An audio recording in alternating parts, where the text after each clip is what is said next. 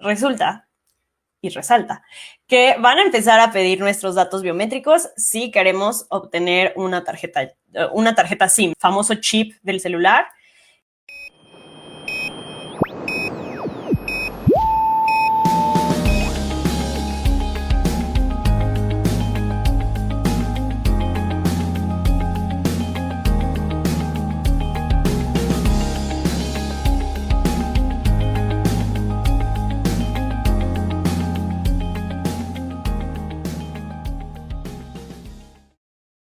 A grosso modo eso es lo que se lee en los titulares, pero justo por eso hoy tenemos que platicar de qué es realmente lo que va a pasar, qué fue lo que se aprobó, cuál es lo bueno, lo malo y lo peor de esta situación y qué podemos hacer al respecto para también evitar pues alarmarnos de más, pero tampoco bajar la guardia.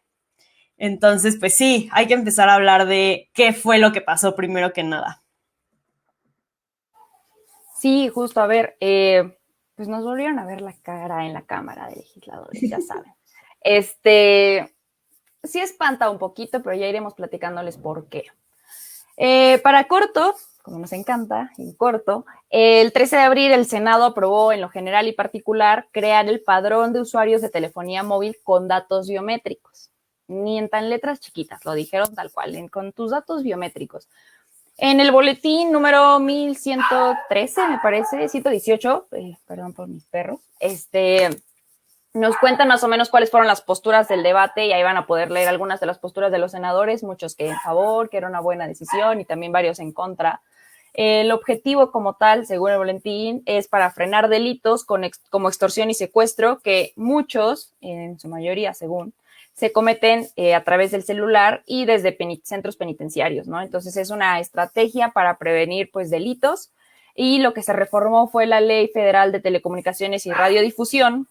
Con esto, el propósito es crear una base de datos con la información de personas físicas o morales titulares de cada línea telefónica. Esto lo que va a suceder es que te van a pedir sí, tu número de línea, o sea, tu teléfono, la fecha y hora en que se activó, el nombre completo de quien sea titular, la nacionalidad, tu número de INE, tu CURP y tus datos biométricos. Ya iremos explorando de qué se trata esto, qué son los datos biométricos y demás, pero eso es lo que no nos puede gustar y lo que no nos va a dar ninguna tranquilidad. En sí se trata de que ya una vez creado este padrón, se supone que va a tratarse como con confidencialidad y pues como información reservada. Lo preocupante es que también no vamos a tener alternativa porque va a haber infracciones para aquellas personas que pues, no lo hagan o que lo hagan de manera tardía. Y los responsables del manejo de todo o sea, de capturar esta información van a ser los concesionarios de telefonía, como son pues, Telcel, Movistar, entre otras cosas. Y en sí es el IFT quien será responsable de operar y regular este padrón, que ojo, también va a salir caro, o sea, no es nada más como que ahora vamos a capturar sus datos y ya está, como cualquier cosa, no es un Google Forms, estamos hablando de pues infraestructura que también se requiere, entonces calculan que en el primer año se van a requerir al menos 109 millones para el arranque de esta reforma, y en los años siguientes al menos 88 millones, es bastante dinero para algo que la verdad tampoco está tan padre. Así es, ¿no? Como dices, ¿no? O sea, una de las principales críticas es otra vez, se aprobó algo rapidísimo en condiciones que sí llega a merecer esta crítica de ¿por qué lo aprobaste un viernes en la noche? O cabe todavía la duda respecto a la Cámara porque siguen haciendo esta técnica o esta pues actividad de pasar las reformas como van sin ni siquiera estudiar el impacto que pueda llegar a tener, ¿no? Y como dices bien, es una reforma a la Ley Federal de Telecomunicaciones y Radiodifusión que pues plantea todo esto que mencionas. Ahora, hay que mencionar también que no es la primera vez que pasa. Ahorita vamos a hablar un poquito también de pues que ya hay muchas instituciones en México que recaban datos biométricos y no solo instituciones, o sea, también sector privado y demás, pero bueno, ahorita vamos a hablar de eso. Antes que nada, ha habido un antecedente ya en México en 2008, en el sexenio de Calderón, que fue el famoso Renault, y que la idea iba un poquito por esta área, ¿no? De buscar evitar ciertos delitos a través de identificar, pues, a los responsables con sus datos biométricos. La realidad es que, contrario a lo que se esperaba o se buscaba, pues la extorsión en ese momento subió en un 40% y el secuestro en un 8% en lugar de disminuir. Y pues bueno, lo que terminó por suceder es que en 2011 pues ya se eliminó esta reforma y esta situación porque no estaba funcionando. Y ahorita llega, pues, si la 4T a transformar, entre comillas, y pues bueno, vemos que en realidad son prácticas un poco, pues que ya se han puesto en práctica aquí en México y que no han funcionado del todo. Entonces, creo que sí cabe también, y vamos a empezar un poco a entrar en tema, qué son los datos biométricos, qué está sucediendo, cuáles son los riesgos, pero antes de eso quiero sí aclarar que aunque la reforma ya se publicó, les dieron 6 meses al IFT para generar toda esta infraestructura tecnológica que mencionas, que es muy necesaria, y a partir de esos 6 meses, otros 6 meses para que los nuevos usuarios pues empiecen a cumplir con la ley. Y para los que ya tenemos un chip y no vamos a cambiar de chip, 2 años para que nos regulemos. Entonces, digamos que no es que mañana van a llegar a tu puerta a decirte, hola, a ver, voy a tomar una foto de tu iris. Hay tiempo, pero ahorita vamos a hablar sí como de los efectos legales y jurídicos que genera esta reforma. Pero bueno, antes de adelantarnos a eso, creo que hay que mencionar lo que son los datos biométricos.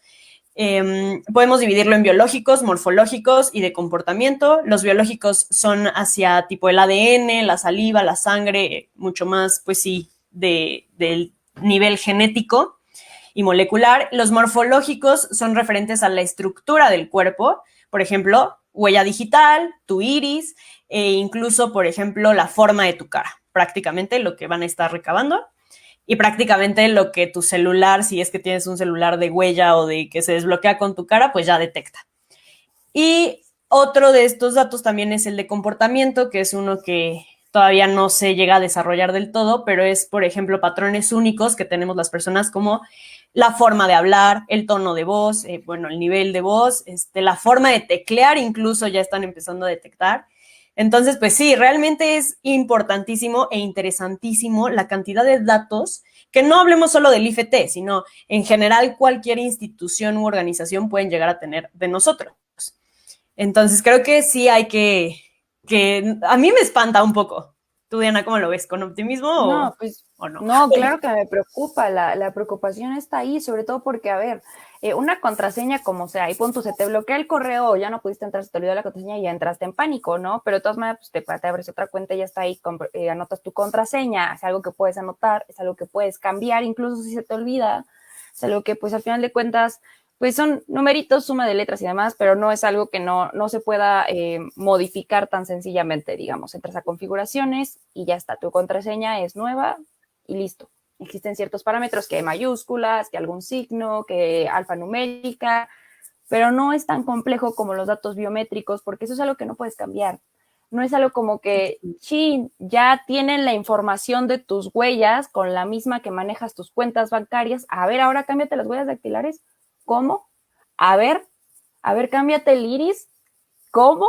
Es bien preocupante porque este tipo de información no es modificable y existe mayor riesgo al permitir que exista un acceso a esta información que si fuera algo más sencillo, entre comillas, como pues una contraseña. Y es que la biometría es un tema más complicado como tal, que viene con toda esta transformación de la era digital que estamos entrando, inteligencia artificial, patrones, machine learning y demás. Es un sistema automatizado que está basado en la recuperación de las características físicas únicas e intransferibles de las personas, como ya lo mencionaba Karina, ¿no? En específico, las más populares para la protección de nuestra información o para acceder a la tecnología son las morfológicas. Pero esto no quiere decir que no sea un riesgo, todo lo contrario. Y también estamos bien seguras, y hay que enfatizarlo, está convirtiéndose en un mercado muy rentable. Para 2020 la BBC nos decía que pues más o menos el mercado se iba a calcular en alrededor de 41.500 millones de dólares, porque para allá está transitando todo. Para la seguridad financiera está transitando para la captura de datos biométricos, la seguridad tecnológica, pues en nuestros mismos dispositivos ya lo podemos ver. Y no es sorpresa, como le decía Karina, ya se usaba para ciertos trámites. Te tomaron la foto para la INE, te tomaron tus huellas para la INE, te tomaron también, si ya tienes tu visa o tienes alguna visa, te tomaron este tipo de datos biométricos que son importantes, porque entras a una base de datos y eso permite que te identifiquen a ti, Diana nada más, a ti Karina nada más, a ti público, así tu persona, existes tú con esas características de manera única y nadie más. Entonces, de ahí hay una reflexión que hicieron los legisladores en este sentido, de decir, es que así es más fácil dar seguimiento de quienes están cometiendo delitos. Ajá, me pregunto yo, ¿vale la pena restringir y dañar las libertades y los derechos de cada uno de nosotros por la supuesta persecución de crímenes? Mira, ahí tengo varias reflexiones. En primer lugar, lo que mencionas es totalmente, ¿no? O sea, una contraseña la puedes cambiar, la puedes, sí, modificar, pero los otros datos no los puedes modificar y son inherentes a tu persona. De hecho, o sea, la definición del INAI son propiedades físicas, fisiológicas, de comportamiento o rasgos de la personalidad atribuibles a una sola persona y que son medibles. Entonces, son únicos e irrepetibles. La situación aquí, y no es una crítica, digamos, propia, sino es del maestro Joel Gómez, que es presidente de la Asociación Mexicana de Derecho Informático, lo que él dice es, al contrario de disminuir el crimen, lo puede aumentar, porque es lo que mencionabas, ¿no? O sea, a lo mejor llega a ser un escenario ya muy trágico, pero qué tal que en lugar de robarte el celular, ahora te roban el celular y un dedo, como llegó a suceder, no sé si recuerdas, aquí en el estado hace unos años, o sea, que literalmente a alguien le mocharon los dedos para robarle el maletín. En ese caso no hablábamos como de datos biométricos, pero sí pueden llegar a ese nivel. Y la otra crítica que creo que es muy, muy válida es, a ver, un criminal lo que hace es romper la ley. O sea, un criminal no va a ir a registrarse al padrón, ya sabes. O sea, hay muchas otras formas en las que pueden no ser rastreables. Ya hay teléfonos satelitales, ya te puedes conectar a través de internet y que no sea rastreable ni tu IP ni nadie ni nada. Entonces realmente ya hay muchos otros medios que creo que un padrón, si ese es su objetivo, no lo va a disminuir. Y creo que también cabe la crítica hablando de pues un país donde realmente los periodistas están en riesgo, donde podemos hablar de un tema de Pegasus, por ejemplo, en el sexenio de Peña, donde a los periodistas pues, se les instalaba como un espía en el celular, por así decirlo, y que ahorita han salido algunas notas respecto a que se sigue usando ese tipo de tecnología israelí en México. Entonces, creo que sí, más que sentirme segura de que va a prevenir el crimen, creo que va a aumentar la persecución a periodistas o a personas que de alguna forma el poder le favorece censurar. Y a los particulares que a lo mejor ni somos criminales ni somos periodistas, pues creo que nos puede poner en esta tablita como víctimas del delito, ¿no? Lo que hablábamos de, por ejemplo, los antecedentes de Calderón, lo que sucedió es que esas listas se comenzaron a vender en el mercado negro, perdón, en la dark web y demás, por 500 pesos. O sea, ni siquiera era aquí la suma de billones, ¿no? Por 500 pesos y pues obviamente es mucho más fácil que con esos datos puedan extorsionarte, puedan tener acceso a otro tipo de situaciones.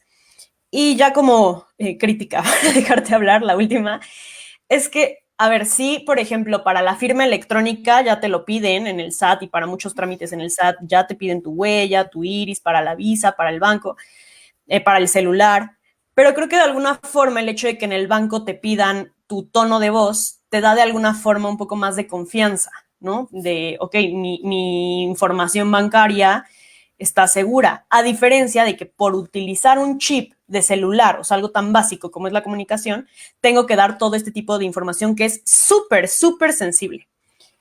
Entonces creo que esas son como las dos partes de la moneda. Yo definitivamente identifico muchísimos más contras que pros, y es algo que estoy segura que sí se vio en la discusión de la Cámara de Senadores, pero les valió un comino. Como tú dices, les encanta reformular ideas antiguas, poco funcionales, y pintarlas de cuarta transformación y decir que ya son súper disruptivas, útiles, y es lo que se necesitaba, cuando muchas veces no es así. Este es uno de esos casos.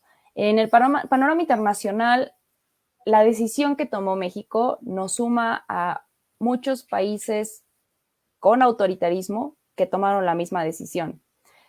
Alrededor del mundo son cerca de 155 países que sí tienen un padrón de telefonía móvil, sí saben quién es el titular, sí conocen la información del titular. Básicamente lo que sí es importante cuando compras un servicio, cuando compras algún bien, sí, pero solamente el 8%, es decir, 13 países de estos 155 exigen datos biométricos. Y nos lo vendieron así, dijeron, es que estamos muy retrasados porque no tenemos padrón. Ok, sí, pero estás abusando al pedir que también dejemos ahí huellas, iris, identificación del rostro y otras cosas. Sí es una cuestión medio de cuestionarse porque cuando te ves en una lista donde estás junto a Afganistán, junto a Arabia Saudita, junto a Nigeria, junto a Pakistán, de repente dices, ¿qué decisiones estamos tomando? La situación del país y la situación de cada uno de esos países es muy diversa en contextos y muy diversa en sociedades, pero sí hay ciertas características que te ponen a cuestionar si la decisión tomada y no nos está llevando por un camino equivocado. La respuesta para pronto, para mi gusto, es que sí. O sea, por ahí no era la cosa. Tan es así que estoy segura que pues ya, y sí pueden leer la información, ya hay ciertos amparos al respecto, ya impugnaron la decisión en varios sentidos porque pues no es correcto. Y varios organismos como Red, por ejemplo, ya previamente a que se discutiera, estaban avisándonos como que esto es un súper bandera roja porque están violentando nuestra privacidad, algo que es un derecho fundamental protegido incluso por la Constitución, ¿no?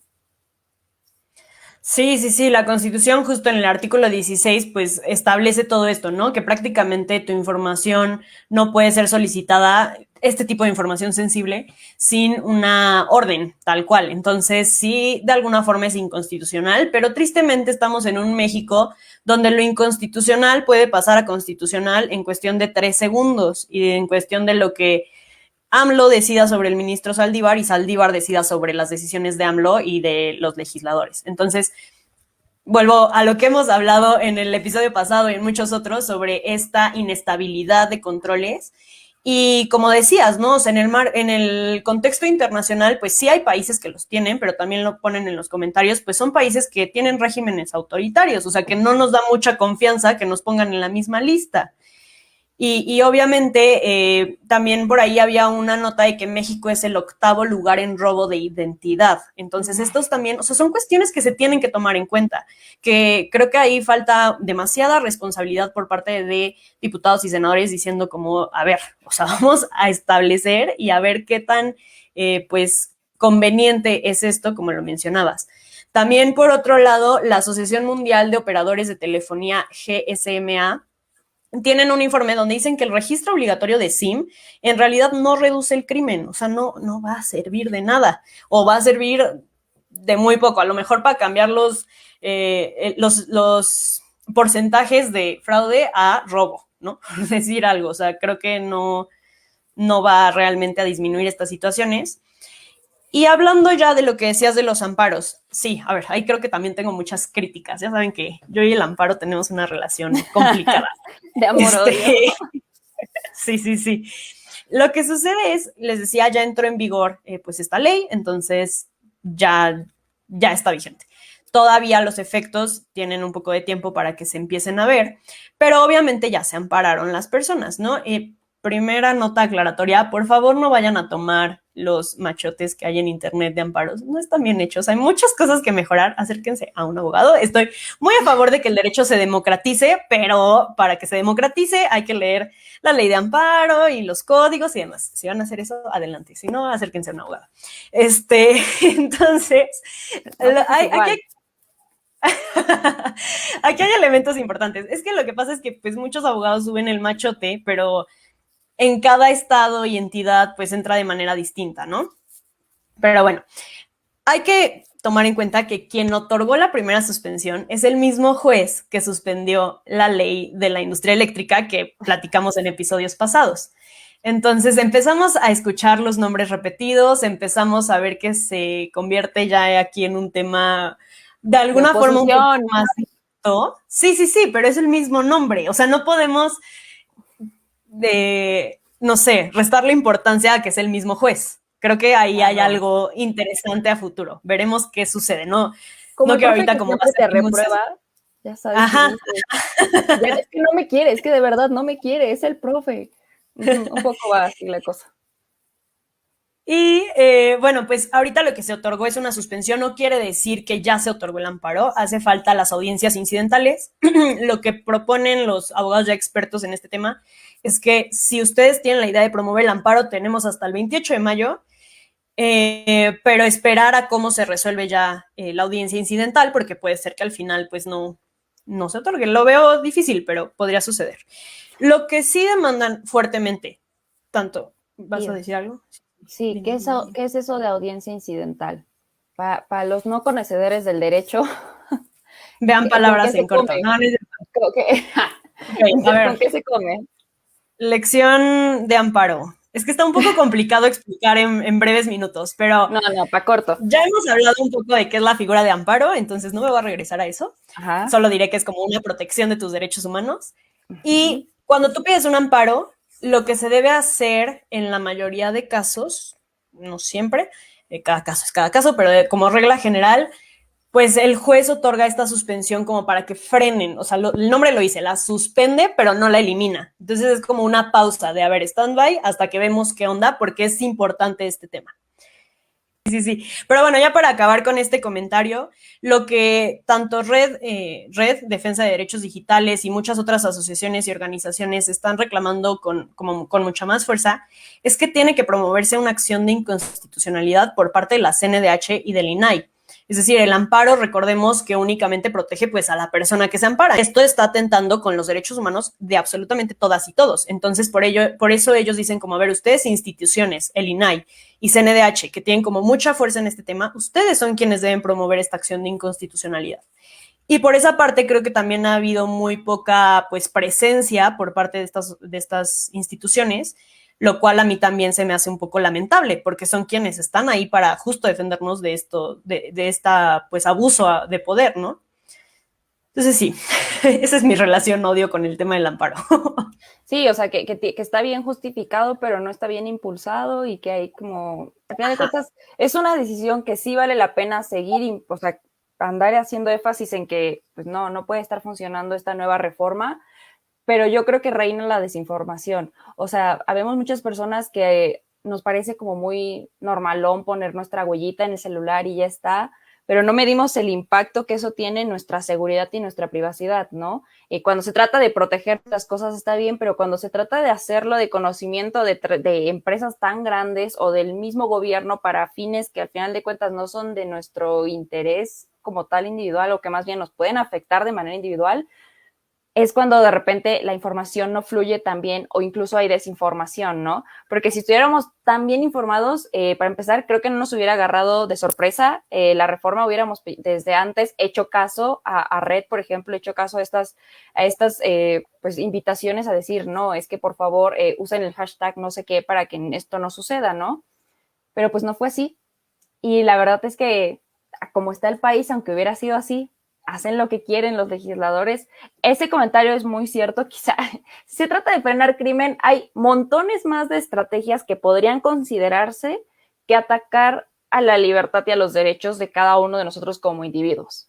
Estoy muy de acuerdo con Vero Sosa que nos dice, sería más efectivo bloquear las señales de celular en las cárceles, que es donde salen la mayoría de las llamadas de extorsión, que para empezar no tendrían que tener teléfonos así a la libertad como les gusta, pero pues cada que hacen en revisión en las cárceles encuentran drogas, encuentran celulares, encuentran armas y pues podríamos tener toda una discusión de cómo funciona el sistema carcelario en nuestro país, que también nos tendría que llevar a entender el problema de las víctimas y de los victimarios. Un programa que definitivamente les vamos a traer. Y la preocupación inmediata que tenemos hoy es que pues estos amparos sean correctamente impulsados, que si bien yo veo lejos que se eche para atrás la reforma, sí se hagan las modificaciones pertinentes y que también pues se nos informe correctamente de la garantía que nos van a dar sobre nuestra información. Si nos van a dar 2 años para que nos pongamos al corriente a dejar nuestro ojito y nuestras huellas a Telcel, a Movistar, llámele a su telefonía de preferencia, pues si no nos gusta el servicio y si de repente nos andan llamando para cambiarnos de telefonía nada más porque sí, si esa es la privacidad que tenemos de nuestra información, qué preocupante que ahora vayan a tener acceso a datos tan nuestros, tan propios, ¿no? Sí, totalmente. Y es que ese es el contexto. O sea, si tú estuvieras hablando de un estado, de un país, me refiero a estado como como institución, ¿no? Si estuviéramos hablando de un país donde sabemos que la protección de datos personales está al pie de la letra, bueno, o sea, no quiere decir que lo vamos a aceptar, pero a lo mejor la discusión se elevaría un poquito. Pero realmente, o sea, a pesar de que hay una ley para la protección de nuestros datos en posesión de particulares, esta ley se respeta muy poco, realmente muy, muy, muy poco, tristemente. Entonces, pues creo que es ese contexto, o sea, insisto, el contexto de, a ver, cómo está el periodismo y cómo ha sido atacado, porque, insisto, en este país ha sido atacado justo a través del tema de señales de celular, antes de que Telegram pues pasara todo esto que sucedió y que se volvió un poco ya como más general, era realmente el medio que utilizaban los periodistas y los activistas para evitar ser rastreados, porque así es como se ha ido pues censurando de alguna forma el periodismo en nuestro país. Y por otro lado tenemos a criminales que no ocupan los medios convencionales y que ya, o sea, bien lo mencionas, lo dijeron en los comentarios y pues es como un sentir común que el hecho de que haya un padrón no nos hace sentir más seguros de que no nos van a cometer fraude ni extorsión ni mucho menos. Entonces sí, estoy totalmente de acuerdo en que debió haber otras medidas. También estoy de acuerdo que hay que estar muy... lo que yo advertí, y a lo mejor esto va a ser como jugarle al abogado del diablo, pero es que creo que es como la primera vez que escucho tanto revuelo, después del, o sea, bueno, sin contar lo de WhatsApp, ¿no? Pero que escucho tanto revuelo por este tipo de temas, cuando, insisto, ya ha habido muchas instituciones que los tienen. Claro, el alcance es distinto, las circunstancias y demás, pero creo que va un poco con este punto que dices de la información, ¿no? O sea, como que se volvió muy mediático y entonces ahora sí todos nos espantamos, pero a lo mejor no nos hemos detenido a reflexionar en qué otras cosas y aplicaciones aceptamos este tipo de, pues de que tengan este tipo de datos, sin reflexionar realmente qué pueden llegar a hacer con ellos. Entonces también es como un llamado pues a estar mucho más atentos de la tecnología en general, porque lo mencionabas, o sea, la inteligencia artificial ha servido para bien y también para mal. Por ahí hay un caso ya nada más como, ¿sabías qué? De Google que estaba como que asociándose con un hospital oftalmológico, me parece, y lo que buscaban era detectar a través de tu uso en pantalla, detectar problemas de retina, creo, y mandárselo como al hospital para que te pudieran localizar. Sí, de alguna forma era con la intención de pues ayudar, ¿no? Pero creo que sí hay muchas cosas. Entonces a eso voy. O sea, no es la primera vez que pasa en el mundo, pero hay que tener mucha, mucha atención en este tipo de problemas y situaciones. Fíjate que yo cuando más escuché que ya empezábamos a preocuparnos por nuestros datos biométricos y es cuando de primera mano empecé a informarme de qué se trataba y por qué tendría que importarme, fue cuando salió lo de Bancomer. Cuando la aplicación de Bancomer empezó a hacer esta actualización de exigirte que dieras tus datos biométricos, o sea, que con tu cara identificaras que pues, ya tú eres el dueño de la aplicación y así, vi muchísimas personas decir, es que no lo voy a hacer y no te da alternativa, o sea, no puedes seguir usando la aplicación o te da muchas trabas y a cada rato te vuelve a exigir lo mismo. Entonces yo dije, ¿y por qué no? Si al fin de cuentas es tu banco, pero dije, sí es cierto, ¿no? ¿Por qué no basta con tu huella? ¿Por qué tienes que poner tu cara ahí a sabiendas de que, pues de repente te clonan las tarjetas, de repente las cuentas ya te las vaciaron? Entonces hay muchísima preocupación que tener en cuenta, hay muchísimos más instrumentos que fortalecer antes que inculcar o modificar leyes que pueden ser más dañinas para la sociedad en general que benéficas, ¿no? Sí, o sea, aquí es obligatorio, en este caso lo van a hacer obligatorio, no es como que modificas tus cookies y ya, no, o sea, es o das tus huellitas y pones tu ojito o olvídate de tener celular porque te vamos a multar y la multa va entre 15 o 20,000 unidades. Está grave la cosa. Entonces, pues el llamado es para no dejar que esto pase desapercibido, apoyar a aquellas asociaciones que se están aventando, pues dar el frente a la lucha de que esto pues se modifique o que se eche para atrás. Digo, repito, lo veo difícil, pero al final de cuentas el poder sí está en nosotros, ya nos vi a montones metiendo amparos para que así no funcione y ojalá que no nos ponga en riesgo, ¿no? Ojalá que pues el propósito original de esta reforma funcione, ya iremos viendo cuando se midan los efectos, si sí o si no, si una vez más quedamos como payasos. Como yo en mi examen. No, pero sí, igual, ya como a comentario de conclusión, sí estoy de acuerdo que en las aplicaciones tú tienes pues la decisión, pero también muchas aplicaciones, como decías, tú tienes la decisión de no escoger, pero si no escoges no la puedes usar. Entonces también como que hay un poco el consentimiento no es libre del todo, tiene bastantes vicios, pero bueno, estoy de acuerdo en que es mucho más flexible, ¿no? Aquí sí es por ley. Y tampoco es, ¿qué se puede hacer? nada más tener cuidado también con change.org, por favor, ya lo habíamos comentado en muchos episodios. Ha habido antecedentes hace muchos años en España, justo ellos eran quienes vendían tus datos, porque tú ponías tu correo y bueno, tu firma no, pero con el correo pues lo pasaban a otras empresas que buscaban venderte así, o sea, nada como muy grave, pero pues igual está feo que lucren con esto. Entonces, las firmas en change.org no tienen ningún efecto vinculante en nuestro país, no porque firmemos ahí ni en ninguna otra plataforma van a detener la ley. Lo que sí podemos hacer, y se los vamos a poner en las recomendaciones, es que estas asociaciones que mencionábamos que están pues defendiendo los derechos digitales y de privacidad de todos nosotros, están generando estas acciones colectivas que les decíamos para impulsar a CNDH y a INAI, que sí pueden tener mucho más peso en nuestro país, pues para que justamente generen este tipo de presiones, ¿no? Y de defensas. Entonces, pues mejor buscar estos medios que sí van a ser vinculantes y pues sí, a tener muchísima atención. Entonces, pues eso es todo por mi parte. Muchas gracias a todos los que nos escucharon. Diana, no sé si quieres agregar un comentario final. La información es poder, nada más que el poder ojalá lo tuviéramos nosotros.